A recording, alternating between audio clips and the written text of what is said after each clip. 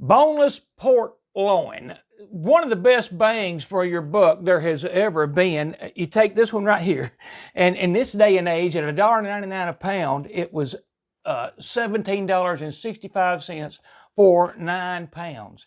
And I'm going to show you using the Ninja Foodi SmartLid and why I love this device for many reasons, but it has a thermometer, so you can do a lot of things with pork that you don't have to overcook it and you don't have to dry it out.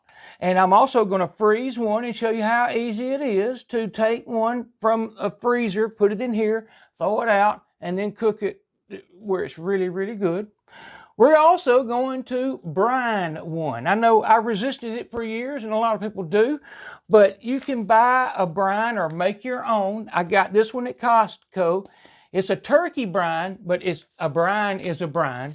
And I've used it on turkey and it worked great. I feel it'll do the same thing here and I don't have to make my own. And we're going to brine a piece to fit in here. We're going to cook a whole one from frozen in here.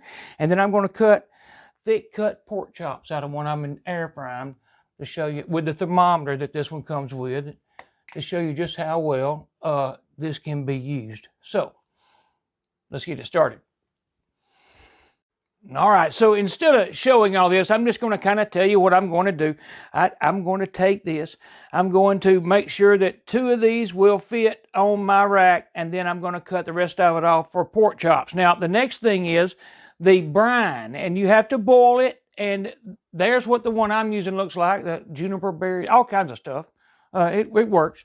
And I got to boil it, get all that salt and sugar and all to melt, and then we're going to put one of those in a container overnight, although some people say you don't need to be but 3 or 4 hours, and even if that's maybe too long, I've never found that to be so with turkey and on this either. So I'm going to brine it for 24 hours, and we're going to freeze that one for 24 hours, and that's when we're going to fry either tonight. We might do that tomorrow, but air fry, but I'll be back. And I just wanted to start the camera up. It's this simple, as you might know. You just kind of make a measurement and make sure it fits on your rack and cut it and unwrap it. And then that's the one we're going to make pork chops out of. So, and I'm getting my brine boiling to where it will melt all those salts and sugars. That's kind of important too. Okay, here's what I ended up with. This one is going to be the one I brine. That one's going to be the one I freeze. And that's the one I'm going to cut thick cut pork chops off of to air fry out of. I just think that works best. So this has started to boil. So I'm about to get some ice in that and get it cooled down and get my brining going on. Okay, here is our total setup. Here are the ones we're going to cut into pork chops. I'm going to put those in the refrigerator. This is being froze for cooked from frozen. Here is the one we are going to brine. I've got ice on there, and I cooled this water down a little bit, and might do a little stirring, but I'm going to drop a little more ice on there, and that's going in the refrigerator, and I'll get that out of there in a minute. But you see the setup and you got the idea. I'll see y'all tomorrow. Okay, so we are back with about 24 hours of this pork loin brining in a fairly strong solution, because I do want to know if it gets too salty in 24 hours, but we're about to find that out. I'm going to get this out, get it dried off. I'll show you a little bit of what it looks like. There you go. And we're going to get it in there and we're going to pressure cook it and then do a little air frying on it to brown it up. See how long it takes too. We're going to use that. Be back. Okay, right there it is, fairly dried off. And here goes my 1 cup of water, which I pretty much always use on things like this. And by the way, I had this sitting there, but I got to thinking, most people don't have it, and we'll see what it looks like without tying it. It might be better too, but we're not going to. That looks to me like that's about as close to the center of the thick part you're going to get. So here we go, all the way to the bottom. And then I'm going to set this right here. Spin this around. I got to take that out. And I'm going to stick this right here. Got the water in there already. I'll make sure my cable doesn't get in the way and everything looks good here. Turn this on. Dry my hands off a little bit to maybe get some of that salty brine off. And go to pressure cook. I'm going to leave it on high. We're going to obviously go by temp. I'm thinking 140. Pork's now qualified to be safe at 145 as long as you let it rest for 3 minutes before you eat it. Well, we'll be above the 145 because I'm gonna do a natural release. We're going to set it up at 140 for the target temp, which means this unit will shut off and then it will naturally release. So that means another 10 minutes or so. Off and running, and let's just see how that works. Uh-oh, let me do this too. Before I forget, we'll start this. That'll tell us how long this entire process takes. See y'all in a little bit. Okay, and for an added bonus, last night, this is the one we're going to use for center cut pork chops, or pork loin pork chops. So I want to know something else. Since this is already here, it's cold, it's good. I haven't, it's still usable. I'm going to put one in here. We'll air fry two, one which will have been brined for ever how long, an hour or two, and one that has not. So there's the one I'm going to start with right here. As a matter of fact, I can save that. That kind of gets the end piece off. I'm going to make these thicker than that. I'm going to do this. So I'll make two really close to the same size, which would be that, and I'm going to say that, which are not really thick, but they're about what I would like. I'll put it like that. So that one's going in there. This one's not. This will go back in here, and I'll cook these or freeze them. That's a great thing about pork loins. They are very useful for many different situations. So I'll get this lid on and get this back in the refrigerator. When that's done, we'll see how it does. And that way we can compare to see if it's worth doing on a cut pork chop. See y'all then. All right, there it went. It hit 140 right at 1 hour from the time I pressed start. So now we're in our natural release, and we're about to see. I'm gonna let it go and check on it when that gets ready to open. Be back. All right, I wanted to point out that, at the 1 hour mark, or when this finished, you could have easily just released that pressure or even set it up to do that on its own, because this device will do that. But now I like when it's meats, and I'm going to get into this right quick, I like for it to natural release, where the pressure drops real slow, because I've read on it, and I think it's best with meats. I'm not going to get into that. It's deep. But the other thing is, I do wish Ninja would leave the temp right here, so that way I could be watching my temp and know if I wanted to drop that pressure. So Ninja, if you're watching, consider that. It would be neat to have a temp display even during the natural release, but nah, Okay, so it's giving me the open lid message at with 11 minutes and 12 minutes after it stopped cooking. I'm going to make sure there's no pressure on there. That's what I always do, and there's not. So we'll open it and see what it looks like. And it looks as you might expect. It's not very pretty, but we're about to put some browning on there, or some Maillard, whatever you want to call it. But I'm going to kind of let that rest just a minute and dry it off a little bit. I don't normally dump the water out. A lot of people do. They think it's better. I just don't. And then we're going to hit it with some really high temps on air fry. So I'll be back. Okay, so here's what I do. I'm just going to dry it off a little bit. Now, this is a little closer to that element than I like, because it's a thick piece of meat. So we're going to see what happens. We're going to close it, and I'm trying to make sure we're not already contacting it, and I think I may be contacting that element. So You know what I'll do? I'm going to take it out and I'm going to flip that rack over to put it down lower. So I'll be back. I decided to run the camera just in case there's something I come across I think you need to know. Of course, I've unplugged the thermometer. I'm going to move that to here.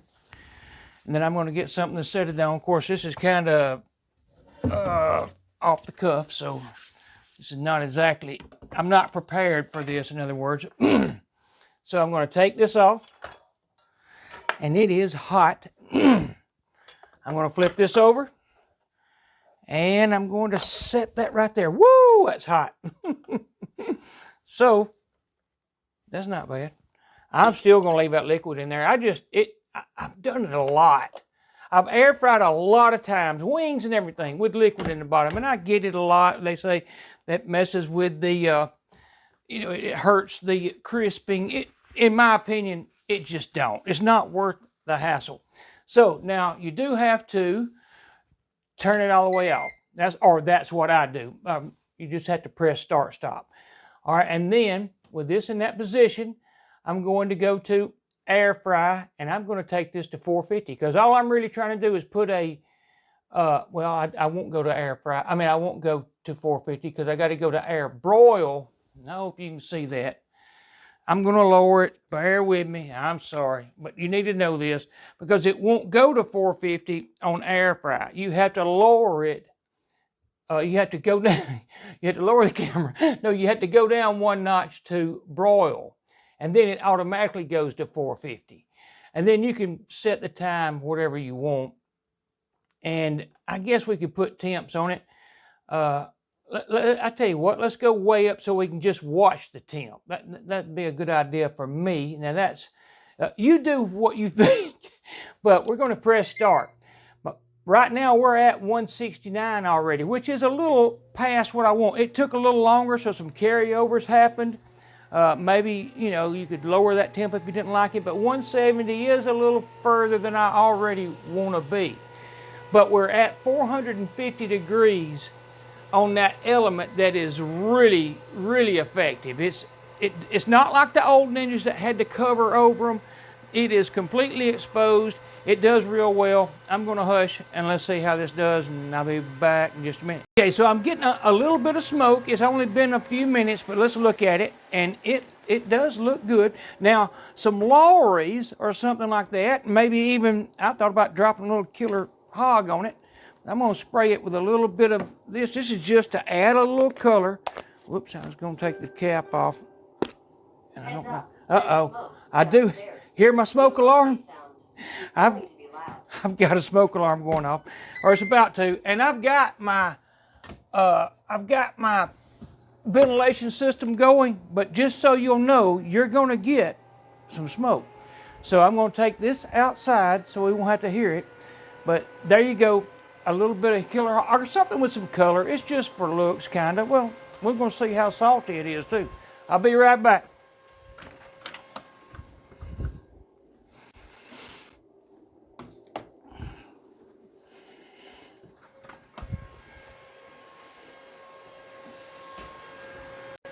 Okay, I just about can't stand it any longer. Let's look at it.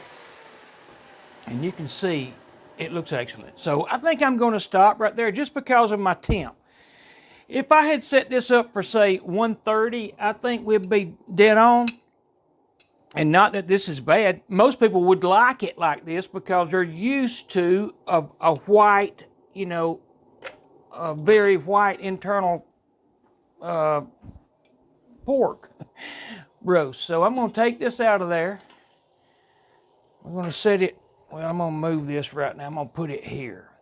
And we're going to let it rest a little bit, and then we're going to cut it up and see just how it is. I'll be back. We're an hour and 23 or hour and 24 minutes, so see you in a minute. Okay, right there it is, and you can see it looks really good.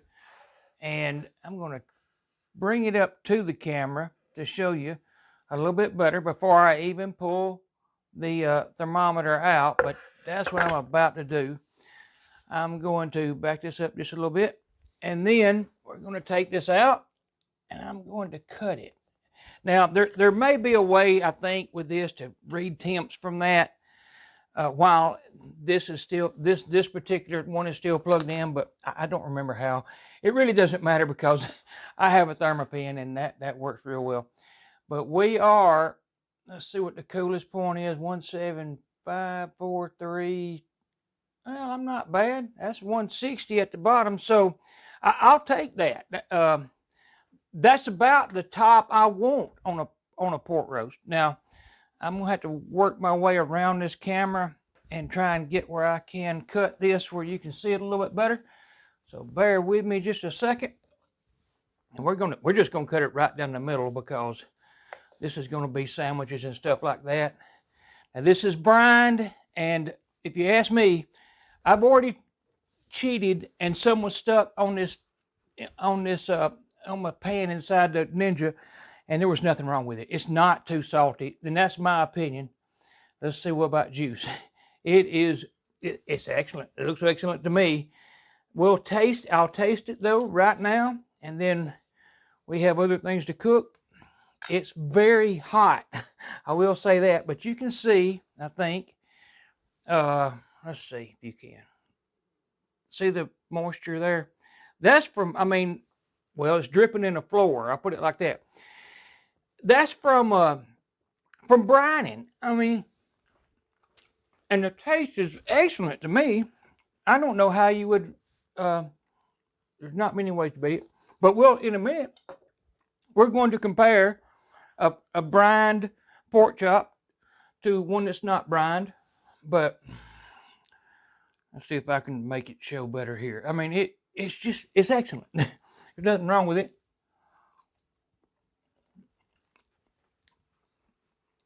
And this is definitely not too salty. Not for this size pork loin.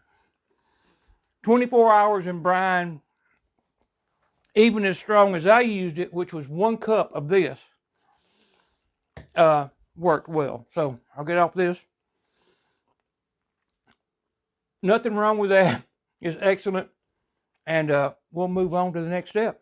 Okay, I got everything cleaned up. Here's the one that has brined in the brine we used on the pork loin, on the whole one. It's been there for around 2 hours. You can look back on that clock right there what time I put it in there, but somewhere around 2 hours. Now, I'm not putting salt, pepper, or anything on either one of these. We're just going just like that, and it's just to see if I can, if one's better than the other. So we're probably going to probe. I tell you what, we'll probe the brined one. I can only probe one. So let's see, that would be mid right there. I'm going to call that close enough. That's what we're going to do. And I'll put this right here. And I'm going to space them out a little bit. In fact, maybe I can show you. I got to wipe my hands off and stuff anyhow. There's what they look like in there. Just kind of slowing down a little bit to think. We got to turn everything on. We're going to do air fry.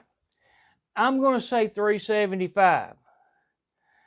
So at 375, we're going to do manual for, say, 150, because we'll get a little carryover after we pull it out and let it rest. And I ain't really thought this out. That sounds good to me, though. We are off and running. And this is kind of just to show you how well this device does everything it does. The pressure cooking, the air frying, and then we got a frozen one to do tomorrow. So I'm kind of second guessing trying to put all this on one video, but that's what's happening. Anyhow, here we go. Be back. Hey Google, pause the projector.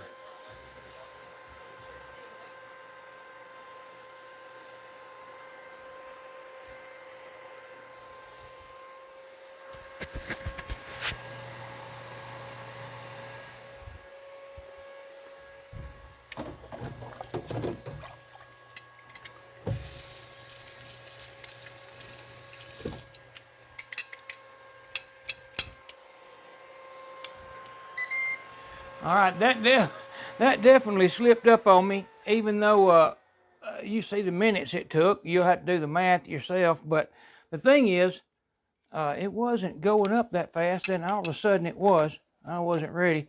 So I have not looked at them, and you can see, you know what? We're not going to try and brown them out anymore because they're 150. I think they're going to go up to the temp I want. Now, if I was trying to get color on them and all that, it would have something like Lawry's or something like Killer Hog. But that's not what this is. This is about which pork chop's better. And that's after about 2 hours of brining in that solution we had. I'm going to go ahead and pull that out, I think. Yep, it went. So on the right is our brined pork chop, and on the left is the one that's not. So we're going to let them rest out just a minute, and we'll take a temp and see how they are. Okay, just right quick, let's take a temp as they came out.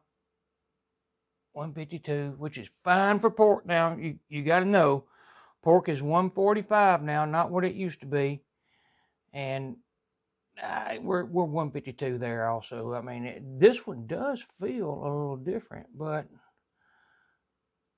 I'm not going there. We're going to cut it and see how it looks. I'll be back. Okay, we are at about 5 minutes, and just for the record, USDA has lowered the temp, as I said, to 145, but that's only if you give it a 3-minute rest. So we're going to cut this in half, just straight down the middle, and this one also. And we're going to take a look. In fact, we'll look at temps again right quick before we even look at them. We should be good. 149, 150 on that one, and 152 on this one. So I've already checked them 3 or 4 times. I just wanted you to know. So here is the brined one. And let's see if I can do this. It's hot. I got to make sure I'm focused. I think I'm focused. Both of them are really juicy. There's no doubt. There's nothing wrong with either one of these pork chops. Well, they're better than any I ever, for sure. They look a lot better than any I ever had as a kid because they got cooked to death when I was a kid. And I'm kind of glad.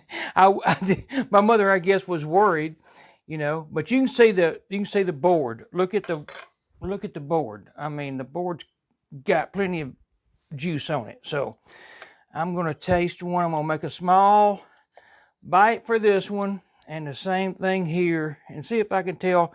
Now I'm just trying to see if I can taste that brine, and that's all this is. And I can say I pick up something, maybe that, well, I'm not even sure what all seasonings are in there, but I taste something, and it is kind of salty. No, I don't mean overly salty. And it's moist. It's not dry. There's definitely a difference. Now, there's a flavor there that you may or may not like. I like it. This is what it is. And right quick, there's what's in there. Of course, that was probably too quick for you to read it. But you can look this up, Rodale, and you can make your own and put whatever you want in it. But there's nothing wrong with that. Now, it's made for turkey, but what just needs, even if you ask me, is a little more salt. But, you know what? I take that back. It's that one that needs salt. That one's perfect.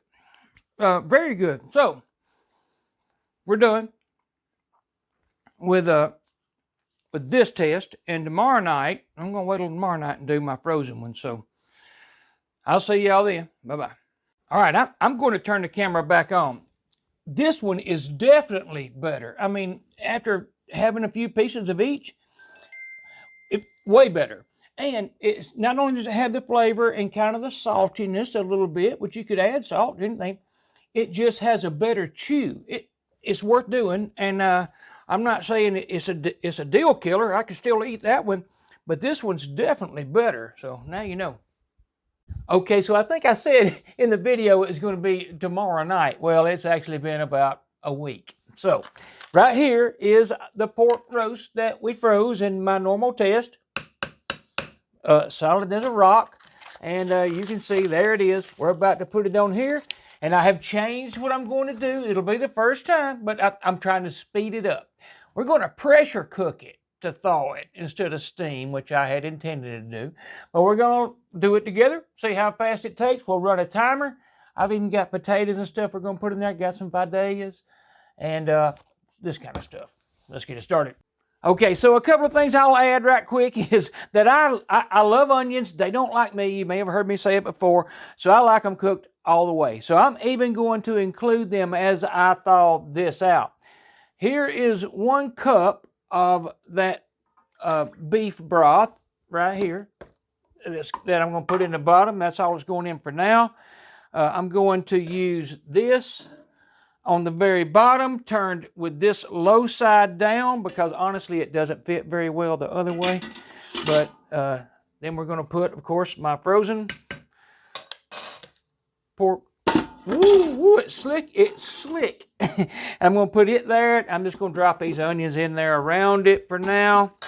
And then, just trying to get them moved around like that. And I'm going to put that to pressure cook. Turn it on. And then we're going to do, now this is the part I'm guessing a little bit about, because we got to get it thawed enough to get this thermometer in. So I'm going to go high, and I'm going to start out with 3 minutes. All right, you know what? 2. It landed on 2. That's where I'm going. Now, I always have trouble trying to remember how to get this right here to go. There we go. We're going to do a delayed release of, and by the way, you need to know this. You turn that knob. After you get your pressure cook setting set, your time, you turn this to whichever you want, the delayed, the quick, or the natural. We're going to delayed. Then you press this, and then it comes to there.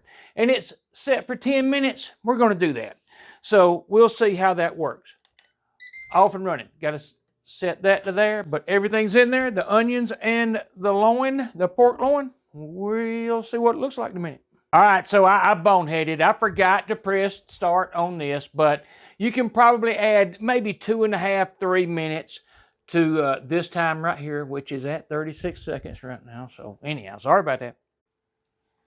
All right, Ninja, while I got the time, I want to say something. Not complaining, because I love the device, but I would love for that to tell me the time instead of telling me delayed release. And not to mention, I wish when you have this thermometer in, it would just tell me the temp of that thermometer the entire time it's in there, even in resting period or delayed. Anytime this is plugged in, I wish there was an indicator of what it's at. So just my thoughts.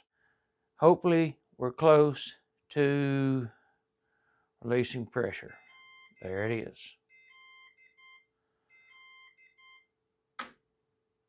And there was no pressure. So I may have wasted some time there, but I thought it would take 10 minutes, but it did not. So make sure everything's going good on the camera. It looks good. Let's open it up and see if we are thawed. I'm going to show you what everything in there looks like right quick. There it is.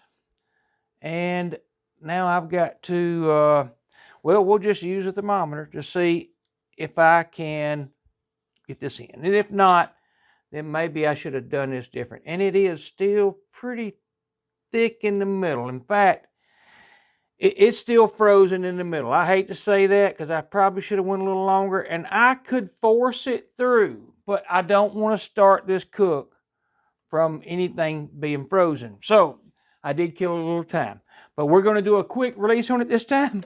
I'm going to add a little more of this. I'll say Well, you know what? There's plenty of liquid in there. I'm just going to put a splash.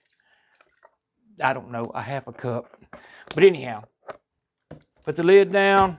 I got to get it more thawed than that. I don't want to, even though it would work, I just rather start from it being thawed. We're going to do this time, I'm going to turn it off like always because I like to start from scratch. I don't want to wonder if I've got something left over on my settings, and I do that on everything. We're already under pressure. I'm going to go another 2 minutes. Yeah, we'll do 2 more minutes, and I hate to, but we're going to do a quick release. So there that is, and I'm going to take this to quick release. Press start, stop, put that there, and this time we won't have to wait on the release, and hopefully that'll do it. But I'll be back. I hate I messed that up a little bit because we're at 25 minutes, and I think had I done it right, would have been a lot better than this. But we're learning, and that's what this is about. And I only got one of these that were frozen, so I can't redo it.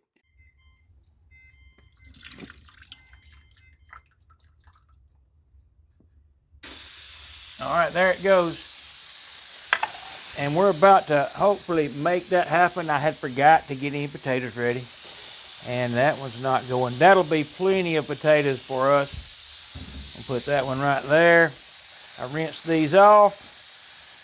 Let that bleed down, and we're going to open it up and put those potatoes in and hopefully get that thermometer in. Okay, it just gave me the open lid message, which I still always check to make sure that pin is down, and it is. So we're going to open it up, and I'm going to show it to you before I even attempt anything to it. And if you notice, there's a good bit of liquid on the bottom. I think the pork gives off, obviously, some liquid, and then of course I've got this beef broth. But here's the main thing, and I can get through it, so I am good with that.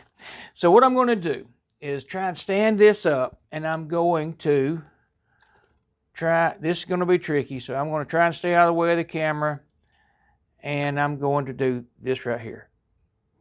And it went in, and I'm not going to say it's flimsy like thawed, but it really, in a way, maybe it don't matter because we're still taking it to a temp of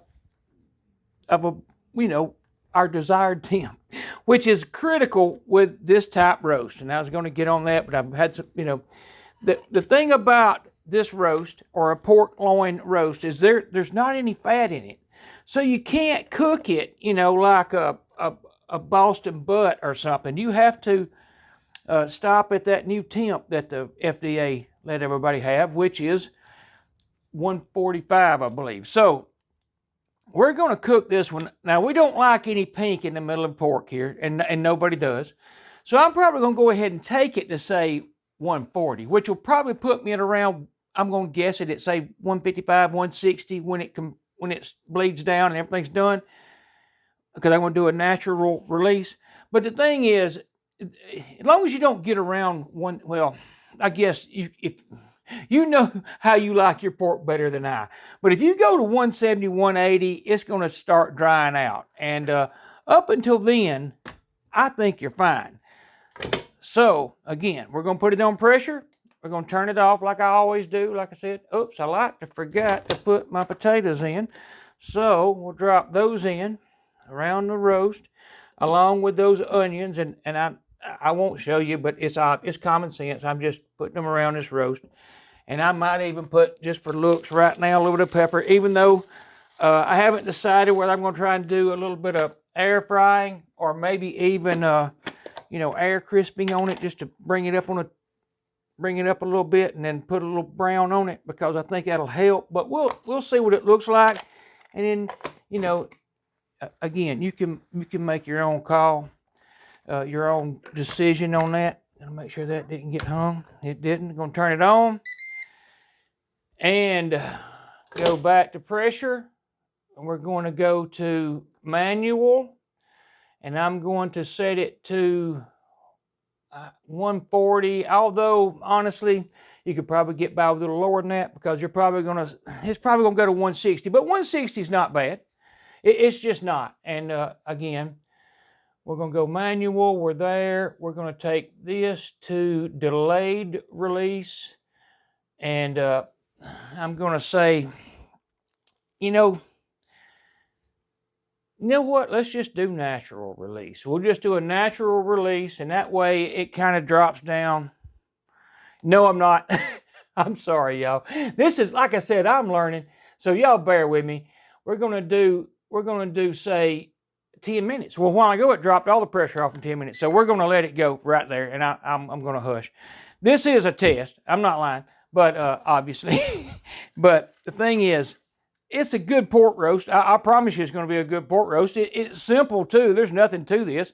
It might look a little complicated here, but it's not.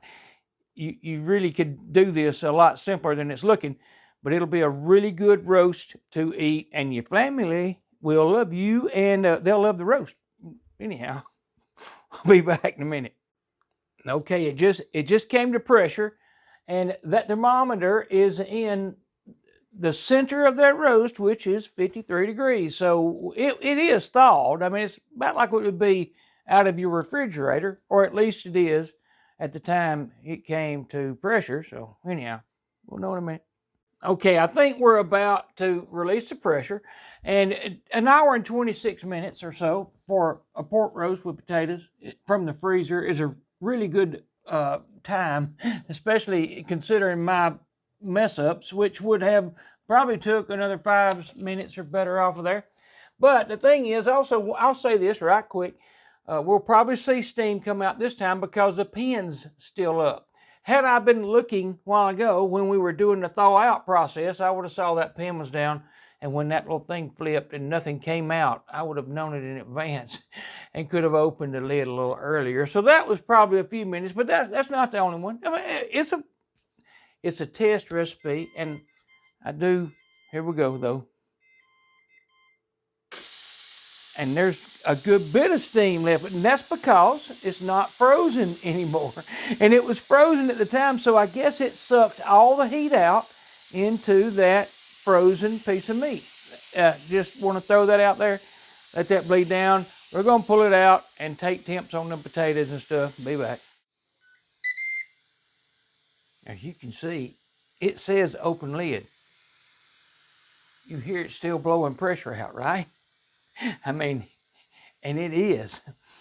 So it's looking for a temp or a pressure that's not quite, because I guarantee you, the pin's not all the way down, and it's still blowing a little pressure. So I doubt very seriously you could open that. Maybe now, I'm trying to whisper so you could hear the pressure coming out, but now it's about to stop and the pin is down. So, and there we go. So let's take a look at it, see what the potatoes and all look like, and we're about to cross an hour and 30 minutes, and that's from your freezer. Again, that's my selling point. I think that's what makes this device what it is. Now these potatoes, let's just see what they are. We'll do that right quick, and then, well, let's just do that. Here we go. The potato. I always look for 200, so we're a little past it, but not bad. In other words, the potatoes are not, blown away. And I may take that out. In fact, I'm gonna give that some thought. This video is already fairly long, so I hate to just drag it out a lot more, but let's just pull it out and let y'all see it. So bear with me, and I just kind of, I'm gonna move it out because I may brown it. We're gonna see. It's late, and this is for tomorrow. And I did skin that up. I tore that fat off with this, but I hate that because it does not hurt anything. We're gonna eat it. But I know I'm taking these potatoes out, so I'm gonna get the potatoes out, and then we'll decide whether we're gonna brown it with the air fryer. So I'll be back. Okay, one or two things I wanted to show you right quick is that you could do gravy. You know what you can do with that. Just pouring it across it in the bottom of a plate like this will work. You got those onions in there, it would be great. I'm not going to do anything but figure out a way to get wherever this roast will clear my burner or this element right here. And I'm going to make sure it does that. And I think it will right there. So I'm going to put it back in. I am going to brown it just because, I mean, it doesn't, whoops, that did kind of slip. But no crisis. I got to turn it around. I'm going to do that just like that. I'm going to go ahead and plug this back in just to keep from having to put the other thing in and not pull that thermometer out. And we can kind of watch it. I think there's a way to get that thermometer temp. In fact, let's do it with this and see what we got before I go any further.